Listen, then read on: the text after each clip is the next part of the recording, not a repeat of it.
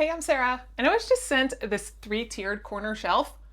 This is the easiest shelf to put together because it's all folding. All you've got to do is just snap these 3 into place. They've just got little snaps right here. And then it has this little front area here that you just attach onto the bottom. So you actually have an adjustable foot. So if you did have it a little uneven ground, you can easily move that around. It does come with some mounting hardware that you can put to the back of the wall just to prevent some tipping.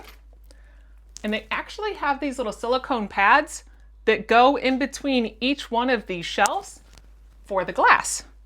Now the glass came really neat. They actually came in individual boxes covered with styrofoam. So that is awesome how well those were all packaged.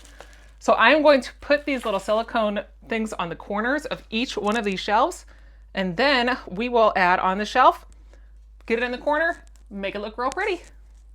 I got the glass shelves in here, and they are beautiful. It's a tempered glass. It's got nice smooth edges all the way around, and it just curves right along with that nice steel. And this is a pretty gold finish, and this stands 43.3 inches by 13.8 by 14.5.